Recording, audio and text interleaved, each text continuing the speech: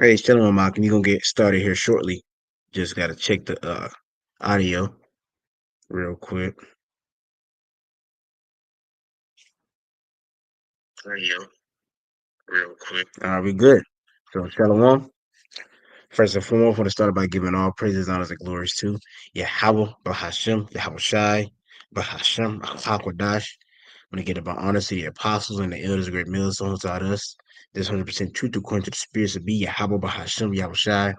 Peace and blessing to the hopeful elect out there pushing this word to the full corner of the earth to sincerity. To y'all, we say shalom. So we back here today again on a Sunday through the power spirit of Yahweh Shy. And we're continuing on and we're going to Judges chapter 4. And today I'm joined with the brother Assad. And we're gonna go into Judges chapter 4, which pretty much we just read in Judges chapter 3 how the Lord did another miracle similar to the miracle that he did at the Red Sea, but it was in the Jordan River, where the Jordan River was pretty much, you had the priests go and stand in the Jordan River, and the river bank stopped. You know what I'm saying? The river flow, and it was eventually land was revealed from the water being separated, and Israel walked through. Well, in this chapter, in Joshua chapter 4, the Lord is pretty much doubling down on that by pretty much having Israel make a memorial. And you see this throughout the scriptures, many times throughout the scriptures, man. When the Lord does particular things for the nation of Israel, he makes a memorial, because a memorial is something that you set up to be in remembrance of, right? So actually, let me get that real quick. You know, let me share this screen. Let's see. Let's go into the word memorial in general. Share wrong thing. Because that's what the Lord does through all of the scriptures, man. He makes a memorial. You I know, had a you quick one for you too. you said what? I had a quick one too. Whenever I can. Come on. Let me get this word memorial real quick. And you got it. You got it.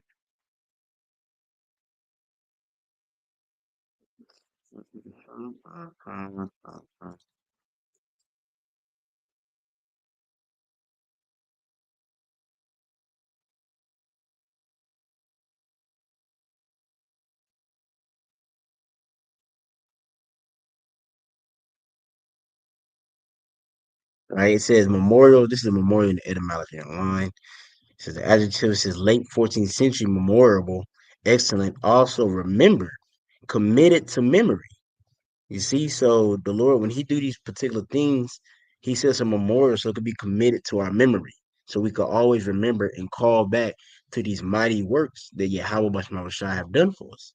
Because those particular things, right, they help strengthen our faith. You see? Because that's all we're gonna have in the times we're coming into. When we go approaching when we go approach certain I get obstacles and hurdles, the main thing that's going to push them through is those memorials. You see, and that's what the that's what was the, that what was the problem with the nation of Israel. The first the slack that what was the problem with the first generation. The first generation they lacked faith. The Lord did all these miracles, made a memorial, splitting the Red Sea for them, and they still was complaining, thinking that the Lord brought them in the wilderness to die. But the Lord just delivered you from a 430-year captivity. A 430-year captivity, split the sea. You see, the Lord made intervention for you, and those are supposed to be memorials. Those will be called back to our mind in remembrance of the mighty works that Yahweh have done for us. You see, this is, in other words, I guess you could say, this is those particular things are like text evidence. You know, text evidence towards His reputation. Those back the reputation of the Lord. I'm gonna read a little bit more of this, and we're gonna get the brother side precept. But it says, from Old French memorial, mindful of, right? You got to be mindful of it, remembering. You see, because that's how the holy days are. The high holy days, they're memorials. They're to be observed and remembered. You know, right? And it says, and directly from Latin memorials, it says of or belonging to memory. So in a nutshell, something that's set up to bring you into remembrance of something, to remind you of something, right? So what precept do you have? I have a snap. Yeah, I got it. This Psalms I'll pull 105, it and I for got you. no, I got it right here. I already got the scriptures. Okay, yeah, you gonna read it. I'm gonna pull it. I'm gonna put it up here though. Yeah, What it's you want to read it? Psalms 105, and you can get we get verse 4 and 5. I'll read it. Okay, Psalms 105. God, you got it. Yep, this the book of Psalms, chapter 105 and verse 4 and 5. It says, "Seek Yahweh Shai in his strength, seek his face evermore. Remember his marvelous works that he have done, his wonders and the judgments of his mouth. O ye seed of Abraham, his servant, ye children of Jacob, his chosen." You see what I'm saying? So we gotta. Lord wants us to remember the acts that he's done, the miracles, like he did for us, making allowing us to be able to be protected in that wilderness. You know, how he gave us the ability to take out them Canaanites out the land, and then like the brothers going into splitting the sea, so on and so forth. The Lord wants us to always remember his deliverances, so we can always know who our deliverance come from, our his saving power. Yep, that's right. Beautiful point, man. Beautiful point. The Lord wants us to remember, because you got to remember, the Lord, He's gonna make a memorial with Sodom and Gomorrah. I mean, it's like this modern day spiritual Sodom and Egypt. This is gonna be a memorial. It's gonna be an example to the nation of Israel and for the rest of the heathen nations. Because that's what Egypt was. That's what Egypt was a memorial. But the things that the Lord did in Egypt, that's a memorial to the other heathen nations. That whoever a nation power is that, which we're going to, because we just read in Joshua, what is it called? Joshua 2. It brought up Rahab, it brought her up. But she spoke about that memorial that the Lord had set up, about what happened in Egypt. See? So we're gonna get straight to it. It's I'll not a read for very you. I got long it. chapter. Come on, the water. Now I'm gonna read the title though. It says, like we're saying, memorial stones from Jordan. You see? So the Lord in this chapter, He's gonna go into how He set up His memorial about just the miracle He just did in the prior chapter. But you got it out. Yep, this is Judges chapter 4 and verse 1. And Hey it came to Joshua, pass. Yep. Oh, Joshua, I'm Salakia. I said Judges. you good? Well, she This is a judge, but Joshua. Yep. This Joshua chapter 4 and verse 1. And it came to pass when all the people were clean passed over Jordan, that Yahweh Shah spake unto Joshua, saying, "Take you 12 men out of the people, out of every tribe a man."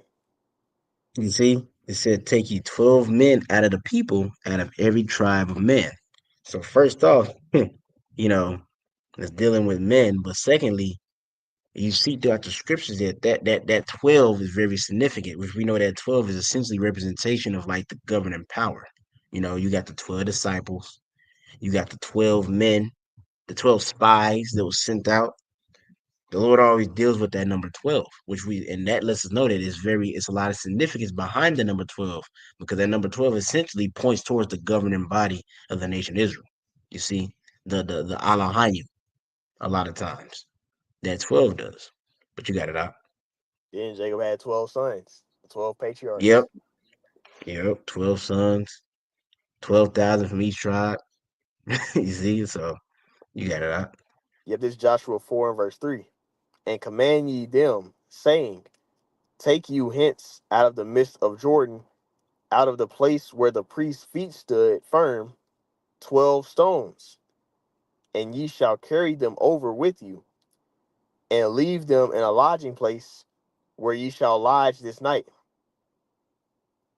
See, so they're gonna go where the priests are standing, because the priests, where they're standing, they're standing at the river bank, like the belly of the river, like the deepest part. So the priests supposed to go there, because you gotta remember Israel has it's like not the priests, the 12 men he picked. You gotta remember Israel has passed through. They're all on the other side of the Jordan River, and these 12 men that Joshua's picking out, they're gonna go back and grab 12 stones from the feet of the priest, you know, and then they're gonna take those 12 stones and set them where they was gonna pitch tent at. You see, pitch tent. As a matter of fact, I wonder is there anything tied to let me see. Let me see right quick. Let me see some real quick. Real quick, real quick.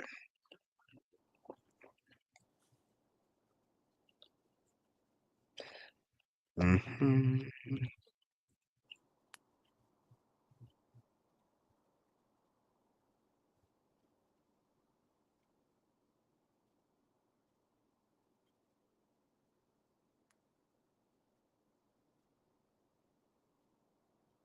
Let me see. Let me see some. I want to see is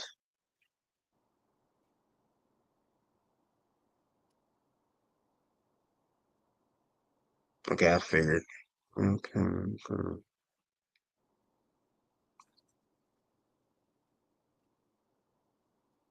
Mm, okay. I'll just pull this up in the chat. I just want to see, anything tying or just wanted to see something relating to the feet where the priests are, where the feet where the priests put their feet at, where they walk upon. And you kind of, thinking that, it pretty much said it's a lot of times it's referring to how that ground that they're standing on is holy, it's sacred, you see. Because when he told the priest, I mean, he told the 12 men, so like he told the 12 men, the Lord ordered Joshua to tell the 12 men to go grab 12 stones from where the priests were standing. You see, it wasn't because, and it's a specific reason why he chose to get the 12 stones from the where the priest was standing.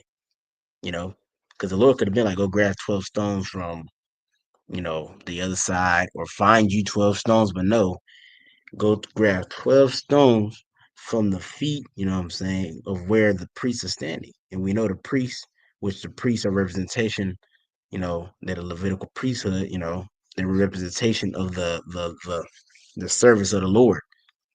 You see, and those men are sacred, they're hallowed. That's why when you go into the Levitical priesthood and you go into the particular things, the Lord is very particular. First off, you can't just be any Levi. I got to be Levi of the son of Aaron. So, but I want to see if it says anything. It says a little stuff, but mainly it kind of just says that it was sacred. The ground is sacred. Yeah. Yeah, it's okay. Really just the ground is sacred. All right, we jump back to that though. And this is Joshua chapter 4 and verse 4. Then Joshua called the 12 men whom he had prepared of the children of Israel out of every tribe of man. Verse 5. And Joshua said unto them, pass over before the ark of Yahweh Bashem Shai your power into the midst of Jordan, and take ye up every man out of you a stone upon his shoulder, according to the number of tribes of the children of Israel. You see, so they was ordered to go back until and they was ordered to go back into the Jordan River, go to the middle where the priest was standing, and to grab 12 stones. You see. Now let me see. Let me get this.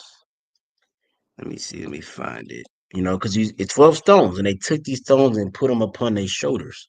You see, when you take something and kind of put it upon your shoulders, in a sense, it's almost like a representation of you carrying like a burden. You see. So let me get this real quick.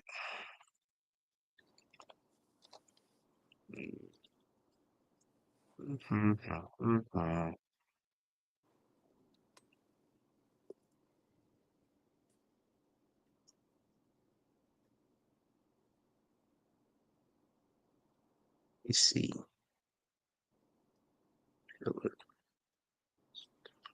Uh,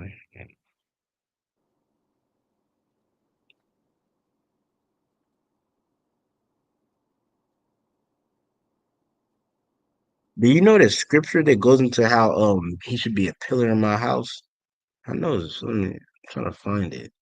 Pillar in your house. That sounds like a couple of I'm probably precepts. I'm probably wording it wrong. You talking about that Revelation? I think it is the Revelation. Maybe to my Revelations. Let me see. I think you to my Revelation. Let me see. It's like I can bear with us real quick. I think you talking about that Revelation. Let me see if I can see. Let's see here. It's that it's not 15. Yeah, it's Revelation 3. Yeah, that's it. Revelation, yeah, Revelation, yeah. I figured. Yeah, I'm gonna pull it real quick. Yeah, Revelation 3. That's the one I'm looking for. It's Revelation 3 in verse 12. It says, "He that overcometh," which we know pursuing to Revelation 7, the ones that are going to overcome is going to be the elect, which the elect, it goes to what, 12,000 from each tribe, the 12 disciples. That 12, we know that's surrounding the governing body a lot of times. So it says, as a matter of fact, I'm going to start at verse 11. Really, I'm going to start at verse 10. It's Revelation chapter 3, verse 10. "Because thou hast kept the word of my patience, I will also keep thee from the hour of temptation, which shall come upon all the world to try them that dwell upon the earth." You see, so the ones that keep the obedience of the scriptures, which will be the elect, what? They're going to get the victory. You see, they're going to have divine intervention when Esau comes down with great wrath and he brings forth he's trying to establish his new system. They're going to have divine intervention, and our temptation is the sea hip. So this is going into a specific temptation. What the temptation is going to is the temptation of the sea hip being brought forth mandatory under the penalty of death, right? So verse 11, "Behold, I come quickly. Hold fast which thou hast, that no man take thy crown," right? "Him that overcometh will I make a pillar in the temple of my power, and he shall go no more out, and I will write upon him the name of my power, and the name of the city of my power, which is New Jerusalem, which cometh down out of heaven from my power, and I will write upon him my new name." You see? And the new name is going to what? It's going to the reputation, which is just going to really be a restored name. But like I said, "Him that overcometh will I make a pillar in the temple of my power." Now, what are pillars? When you think about the pillars inside of the temple, the pillars, they essentially hold up the temple. Without the pillars, even in a house, they'll call them beams. Without those beams in the house, they help support the structure of the house. Because we know the foundation is Yahushua. So you had a foundation, which is Yahushua, then you had the pillars, which is the governing body. They help hold up the house. You see, they help support the house. And when going to that Joshua, going back to Joshua, right? 4, these 12 men they're grabbing stones and they're putting them upon their shoulders. And, the act of putting something upon your shoulders is to carry the burden or to carry the load. You see? So I just thought that was kind of neat that they had these 12 big ass stones. And my bad, you had 12 men get 12 big ass stones and to put them upon their shoulders to be as a memorial as we're entering into the promise, entering into the promised land. You see, because we're going to lodge there, then of course we're going to go to the promised land. We'll conquer those nations. But I just thought it was pretty neat. That connection right there. Did you have anything out? No, that's what a pillar do. It holds up the building, and we're likening the Lord's people is likening to that spiritual temple. So Yeah, really, we're doing the same thing right now. We're holding up the men of the Lord is being pillars right now. that's right. You ready for verse 6? Con. This Joshua chapter 4 and verse 6. It says that this may be a sign among you, that when your children ask their fathers in the time to come, saying, "What mean ye by these stones?" Then ye shall answer them, that the waters of Jordan were cut off before the ark of the covenant of Yahweh Bashem Yahushai. When it passed over Jordan, the waters of Jordan were cut off, and these stones shall be for a memorial unto the children of Israel forever. You see, a memorial. And it's funny, it makes you think about because of course those stones are not there to this day, but they're here through in the spirit through these scriptures. So I'm gonna pull this real quick. I'm gonna pull this real quick. Because those particular things is documented. The Lord, of course, we don't have the stones physically here. You could go over there by Jordan, you can see where the stones are, but through the Spirit, the Lord preserved the Scriptures, which is pretty much our way of calling back to remembrance those memorials. You see, so I'm gonna pull this real quick. It's Romans chapter 15, verse 4. "For whatsoever things that were written aforetime was written for our learning, that we through patience and comfort of the Scriptures might have hope." You see? So it was preserved through the scriptures, the memorial, those particular acts that we could call back to. So we could go back and read the book of Joshua as we're doing now and look at that memorial of the Lord doing that miracle in the Jordan River before we entered into the land. You see? So, and then when you think about it, Joshua name In the Hebrew is Yahweh Shai. And that's what's going to happen. The Lord, He's going to come back. He's going to do a mighty work upon the earth before we enter into the sovereign rulership of the kingdom of heaven, which is going to be on earth. We jump back to the Joshua 4, unless you had anything. I got you. It's Joshua chapter 4 and verse 7. It says, then ye shall answer them. Oh, so like, yeah, I'm in verse 8. I'll read verse 7 again, though. Joshua Kind of, 4 and 7. Oh, I was yeah. gonna make a quick point too. In a sense, like it says in the bottom part of the verse, says, "And these stones should be a memorial unto the children of Israel forever." You see, so the Lord preserved these. You read it in what is it called? Dang, what's that? Baruch 4. 1. You know what I'm saying? Goes into how His law endureth forever, pretty much. You see, this the Lord preserved His law. So with the children, which we are the children of Israel, our sons, we've come back. Those that generation there, they back here today. Through reincarnation, and they call them back to that memorial of the particular things that the Lord did. So I just want to add that real quick, but you got it. God, and this is Joshua chapter 4 and verse 7.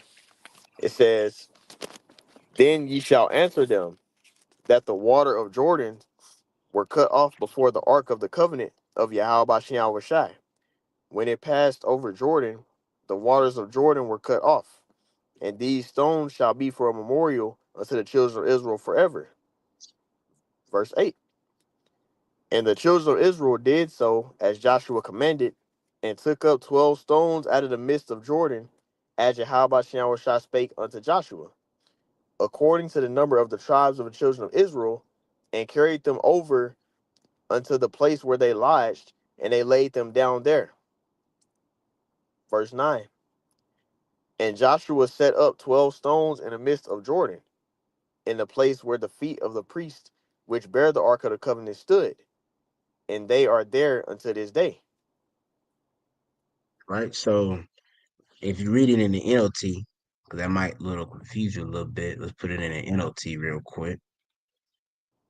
Right. You go down to that same verse, that Joshua 4 and verse 9. Right. It says Joshua also set up another pile of 12 stones in the middle of Jordan, at the place where the priests who carried the ark of the covenant were standing, and they are there to this day. You see, so it was Joshua had another pile be set up in the midst of Jordan. So there was a pile in the midst of it, and there's one that you have that they set where they're gonna lodge it. You see, when we go back to the KJV, let me go back to the KJV. God, this is Joshua chapter 4 and verse 10. It says, for the priests which bear the ark stood in the midst of Jordan until everything was finished that Yahweh Shai commanded Joshua to speak unto the people, according to all that Moses commanded Joshua, and the people hasted and passed over. Verse 11. And it came to pass, when all the people were clean passed over, that the ark of Yahweh Shai passed over, and the priest in the presence of the people. It's crazy because just thinking about the ark, how I went before them and behind them. You know, it makes me think about, because we know the ark is representation of Yahweh Shai. So it makes me think about that angel, in Exodus. You know, let me get that real quick.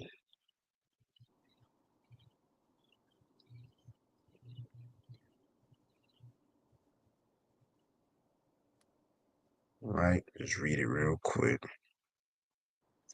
It says Exodus chapter 23, verse 23. It says, for mine angel, which is in caps, well, the A is capital, we'll let you know something about Yahweh Shai, shall go before thee and bring thee in unto the Amorites and the Hittites and the Perizzites and the Canaanites and the Hivites and the Jebusites, and will cut them off. You see, so before they passed over Jordan, remember the Ark of the Covenant went before them.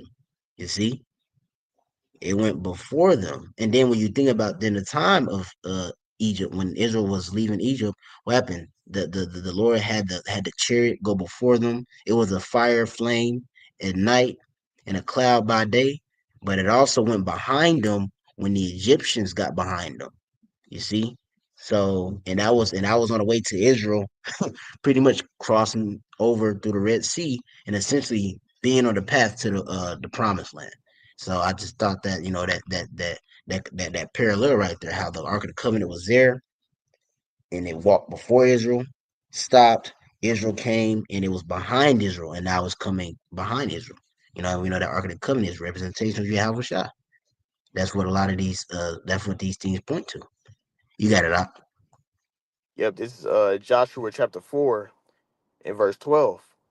And the children of Reuben and the children of Gad and half the tribe of Manasseh passed over armed before the children of Israel, as Moses spake unto them. Verse 13. About 40,000 prepared for war passed over before Yahweh Shai into battle to the plains of Jericho. Yeah. So like that, like we mentioned earlier, man. Joshua 2. I think it was Joshua 2. No, 1. Joshua 1. That promise that Moses, that covenant, you say, that Moses made with Reuben and Gad about them if they got that land allotment that was on the other side of Jordan, right? Then they will promise that they wouldn't rest until the rest of the nation got their portion, their land allotments. And we see that pretty much playing out now. They're heading to Jericho war, getting ready. You see? Kind, and those are the warrior tribes of the Yeah. northern kingdom. And it's quoted in a couple of precepts. I'm looking real quick. If it's not in this chapter, then we can go and I'll see you on. I'll just try to see if I can grab it real quick. If I can Yeah, just find it I'll look for fast. it. Let me see. I'll You try may to just put find the. it. It's yeah, it's quoted exactly the same way. You can just put Let me see where it's at. You can just put half the tribe of Manasseh, half tribe Manasseh, and it'll pop up. Let me see and put that in. Matter of fact, I think it's one right here. Let me see numbers. What is that? Numbers 32. Let me see if this is it. I might have it right here. It's like it. Because that's the You warrior good. tribes. Let me see numbers 32 and 20. Let me see what they say.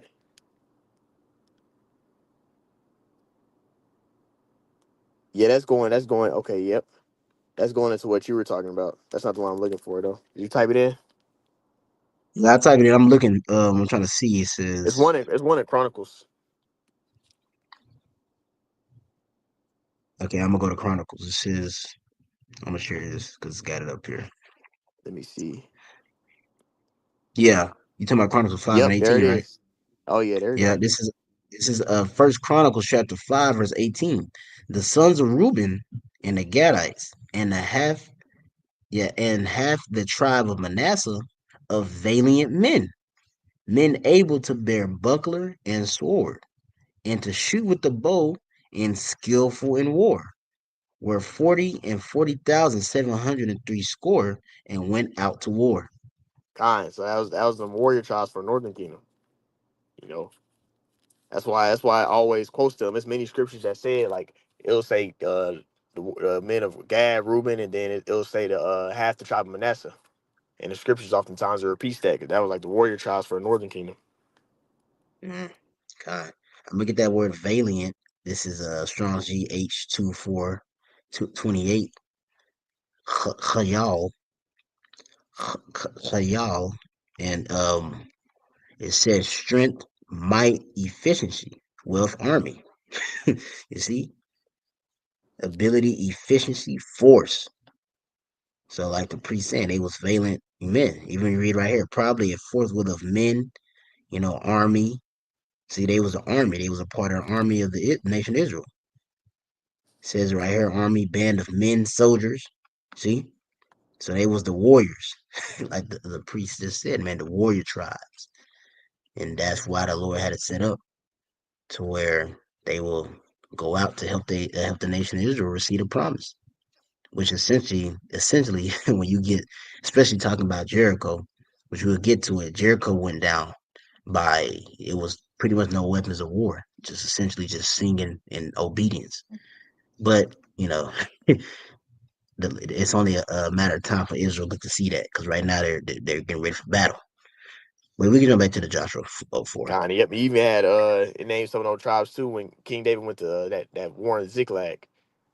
You can read Yeah, about that too. Ziklag. And they named Benjamin how they were able to shoot the bow with the opposite end. Then it went into Gad too, how they had the face of a lion and stuff like that. So hey, that's part of our culture. But I got you, bro. We have verse 14. Uh, Con. This is Joshua chapter 4 and verse 14. It says, on that day, Yahweh Shai magnified Joshua in the sight of all Israel, and they feared him as they feared Moses all the days of his life. So what happened was, like it's going to, it's kind of, it's pretty much reiterating what was said in chapter 3. The Lord had Joshua do that miracle, and it showed the nation Israel that this is indeed a man of the Lord. Because you got to remember, this is the second generation, so a lot of the stuff they wasn't there when the nation of Israel had asked the Lord, we would rather speak unto you and not Moses. They weren't there. But they've heard of the stories. You know how you got those as a kid, you're growing up, you hear those stories because you read Deuteronomy, Deuto, that was Moses reiterating the law and the punishments of the nation of Israel. And I wouldn't be surprised, especially having Joshua and Caleb there, they speak about those particular stories. Could we do that today? Because those are memorials. The Lord delivering the nation of Israel from the Egyptians, the plagues, you know, it was a point in time when nation Israel said, we don't want to talk to Moses. We want to talk to the Lord. And the Lord had the mountain shaking. The Lord didn't even show up. Yeah, he had the mountain shaking. So you got to think about that. Those are particular stories that this generation is hearing. They're like, shit. So they're like, when they see the Lord being with Joshua, that's what come to mind. Alashadja, the great demon like power. You know, our power is with this man. You see? And you see that you finna see that today. Right now it's not manifested, right now. Scripture's going to that. It is we the sons of God, but it's not manifested right now. But it's we come into those times where, as it says in 2nd Ezra 16, then it should be known who am I chosen. People gonna know that the Lord is with these men. But you got it out. Yep. This is Joshua 4 and 15. And Yahweh Shai spake unto Joshua, saying, command the priests that bear the ark of the testimony, that they come up out of Jordan.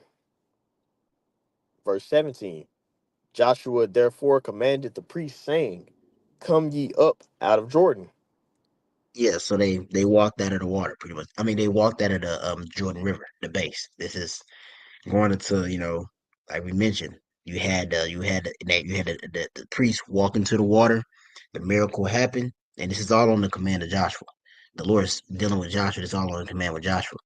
Joshua commanded him to walk in the water. The priest to go before, walk in the water. The miracle happened. Israel crossed over. Joshua put 12 men to come back, get 12 stones from the base of where the priest was standing, bring those stones out, and Joshua set up another pile of stones in the midst of the Jordan River. You see, and then he had the priests come out of the Jordan River. You see, and pretty much prepare to get ready to head to Jericho. But you got it out. Yep, this Joshua 4 and 18. And it came to pass when the priests that bear the ark of the covenant of Yahweh Shai were come up out of the midst of Jordan, and the soles of the priest's feet were lifted up unto dry land, and the waters of Jordan returned unto their place, and flowed over all his banks as they did before.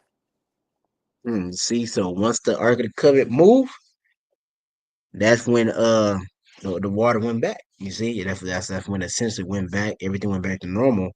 And in a sense, you could think about that as in you not being in the hiding place of the Lord. You see, because imagine if the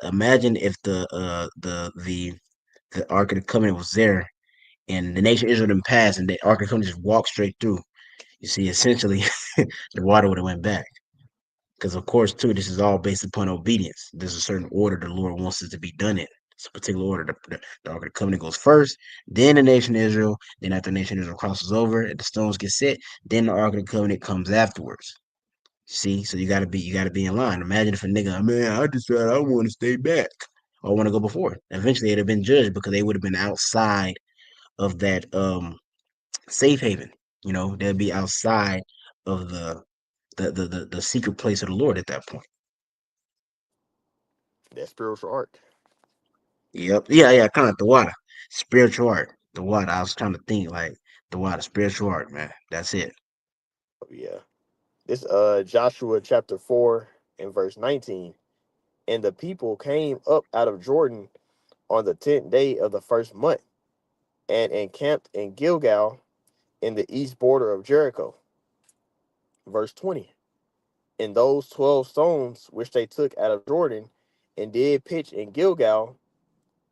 I'm going to read it again, Slakia. This is Joshua 4 and 20. I ain't And it up. those 12 stones, yep, which they took out of Jordan, did Joshua pitch in Gilgal.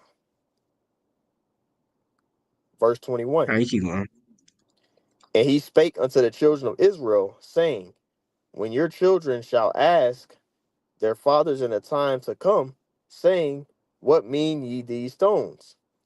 Verse 22.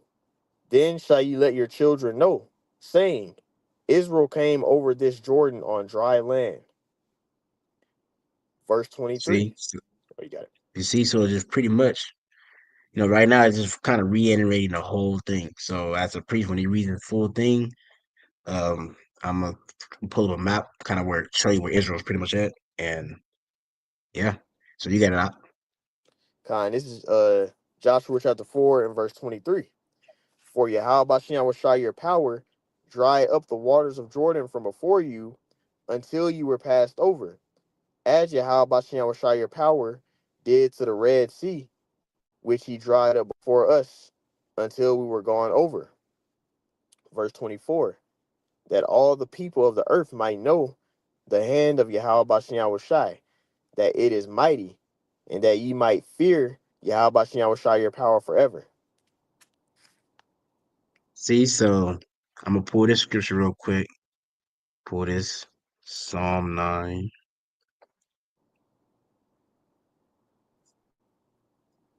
Where is it at? 16. Yeah, this is Psalms 9 and 16. It says, the Lord Yahweh Bashar Shai is known by the judgment which he executeth. The wicked is snared in the work of his own hands. Hagan Salah. You see, and Salah means sit on that. Because that's what the Lord is. He's known by the mighty works that he does. Because those particular works, those go into the reputation of the Lord. As the priest had read in that Joshua, the Lord, how he dried up the water Jordan, same thing in the Red Sea, so that his name will be glorified essentially. So the people know that these mighty works of Yahweh, that these mighty works are of from Yahweh Bashmawashai. The scriptures say the Lord will give his glory to no other. Let me see that. Let me put it real quick.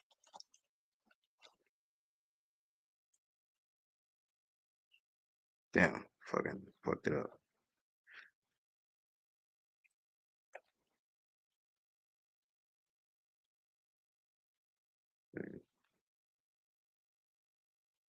Let me see. Hold on, let me see.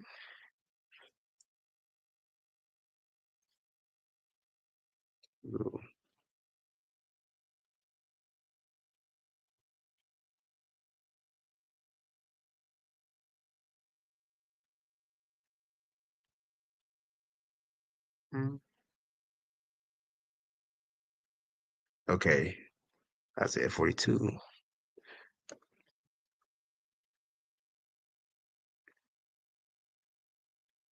Okay, it's Isaiah 42 and verse 8. It says, I am the Lord Yahweh.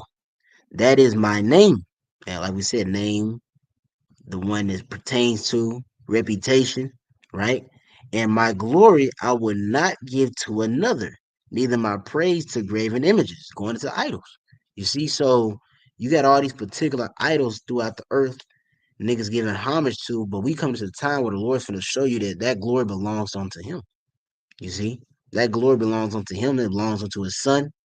You got to think about it. Revelation 5, it tells you how things in heaven, things on earth, everything's going to bow down to Yahweh Shai. It's going to be known who is the true living power.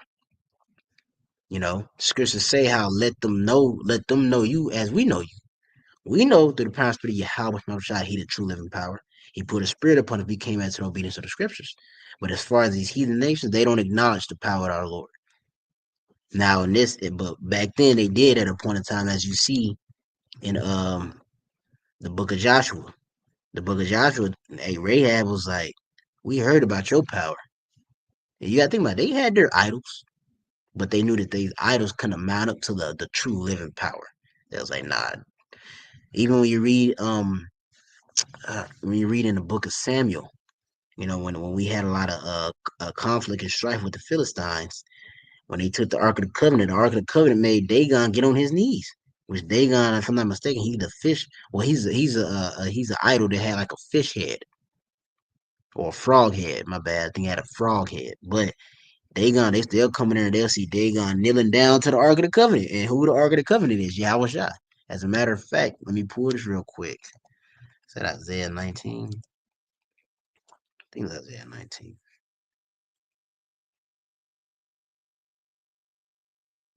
Talking about all the idols of Egypt that Yeah, fell. yeah, yeah. Yes, Yeah, it's yeah. Isaiah 19. Isaiah. Yeah, this is Isaiah. Oh, my bad. Let me share this.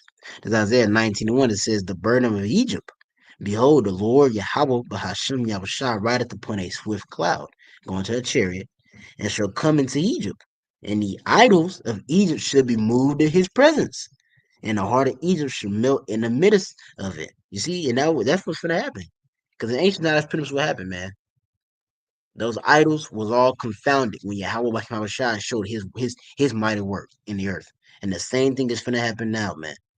The idols are gonna be confounded. The Lord showed you all throughout the scripture, like I mentioned, during the time of Samuel. I think it's really during the time of David, but I know it's in a book. I think it's in Second Samuel, but it speaks about how Dagon, the idol Dagon, kneeled down onto the Ark of the Covenant when the heathens took it from Israel. We went to war, we lost. They got the Ark of the Covenant, and they took it. Yeah, that's during the time of Samuel, if I'm not mistaken, because I think I Eli think ended that up was dying. before David. I think that was before David, but Yeah, yeah, yeah, I think during the yeah, time it of was before Samuel David. when I think Eli died. I think Eli ended up dying Yeah, it was and around that felt that he time. took That was it. before King David. Yeah, it was kind of the water because I was trying to get it like yeah, that's before King David. But what happened? They went to Dagon kneeling down to the Ark of the Covenant. Yeah, I was shot. So hey man, we in that time where the Lord for to reestablish His authority in earth. That reputation of the name Yahweh, White Yahweh Shai gonna be back restored in earth, man, and we here for it. Lord, and we be those men that are chanting and praising those names, so we can receive salvation. So I'm gonna get this map real quick, and we'll end it off. So this is the map right here. You see, this is Jordan River right here that they crossed over. And Gilgal, that's pretty much where they was at. Not too far. And this is where you had Reuben, Gad, half tribe Manasseh. They all kind of was like over here because all of this is ours. All of this is gonna be ours. All of that. So that's pretty much where Israel's at. They was right there in Gilgal. That's where they's at, right by Jericho. You see.